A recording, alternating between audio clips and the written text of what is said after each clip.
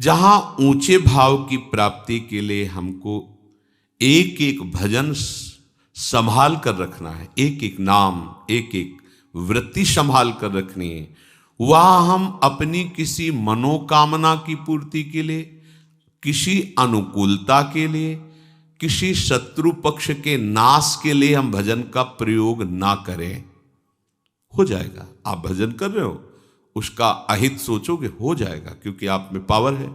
लेकिन वो भजन की ऊर्जा शक्ति किस लिए आपने संचय की है? अपने लक्ष्य की प्राप्ति के लिए। आप भजन कर रहे हैं, कामना करोगे, अनुकूलता की मांग करोगे, हो जाएगा। जो इच्छा करी हो मन माही, हरि प्रसाद कछ दुर्लभ नहीं।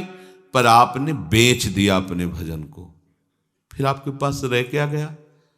फिर आपको क्या ब्रह्म संस्पर्श, क्या एकांतिक महासुख, इसकी कल्पना भी नहीं होगी आपको कि ऐसा क्या होता है ब्रह्म संस्पर्श में, ऐसा क्या होता है उस आत्यंतिक सुख में। क्योंकि आप जो साधन कर रहे हैं उसे आप बेच रहे हैं, उसे आप नष्ट कर रहे हैं। संभालिए अपने साधन को। हमें अपने भजन शक्ति की, ऊर्जा शक्ति की रक्षा स्वयं करनी है। क्या? किसी का अहित नहीं, किसी का अमंगल नहीं, किसी का बुरा नहीं, ना करना है, ना बुरा बोलना है, ना बुरा सोचना है। दूसरी बात, अपनी कामना की पूर्ति, अपनी अनुकूलता की मांग मुझे नहीं करनी है, मुझे अपना भजन नहीं बेचना है। अब क्या होगा? आपका आराध्य देव सब संभाल लेगा। आपको कुछ करने की, आप कामना करेंगे तो आप अपने भजन के ठेकेदार बन गए, और आप प्रभु के आश्रित हैं तो उन्होंने आपके भजन को सुरक्षित भागवतिक बैंक में जमा कर दिया। अब व्यवस्था सरकारी आपकी होगी, समझिए, सरकारी व्यवस्था है उसमें। जब तक आप ठीक से भगवद आश्रय नहीं लेते तो इस संसार को तुम ऐसा समझो जैसे वो मॉल कहते हैं, मॉल जिसमें वो टोकरी में सामान रखा रहता है, क्या कहते हैं? मॉल है। हाँ, वो ऐसी दुकान जहां जो मनावे से उठा के अपनी टोकरी में डाल लो। फ्री नहीं है, वहां तुम्हें कोई नहीं बोलेगा महंगी से महंगी डाल लो, हिसाब वहां पर होगा। और हिसाब नहीं तो सामान छीन ली जाएगी, धक्का मार के बाहर कर दिया जाएगा। ये संसार में ऐसा मत समझना कि हर चीज फ्री है, हिसाब देना होगा सबका। हाँ, अगर सरकारी पास हो गया है फिर कोई बात नहीं। सरकारी पास मन वचन कर्म से प्रभु के अधीन होकर सारी चेष्टाएं अपने प्रभु के लिए करता है।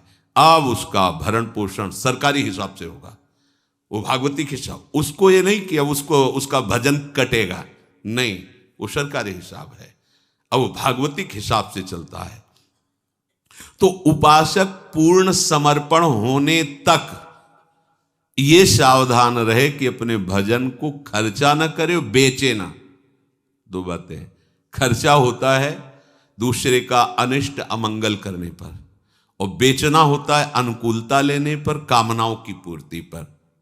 बहुत सुंदर बात।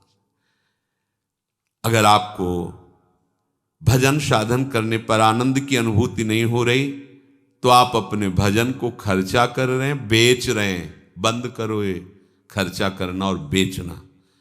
आप भजन कर रहे हैं, अंदर ही अंदर सोच रहे ऐसा ऐसा, वो आपका भजन जा रहा है। आप भजन कर रहे हैं, दैन्य होकर मांग रहे हैं, ये अनुकूलता मिल जाए, ये वस्तु मिल जाए, ये समस्या हट जाए। आप अपने भजन का ऐसे प्रयोग क्यों कर रहे हैं? जहां अनुकूलता के लिए भजन होता है वहां हम अपने शब्द में कह सकते हैं कि पाप रुकता नहीं है, वहां फिर पाप होना शुरू हो जाता है। हम भजन तो करें प्रभु का और मांग करें अनुकूलता की, तो लक्ष्य क्या हुआ? अनुकूलता हुई ना।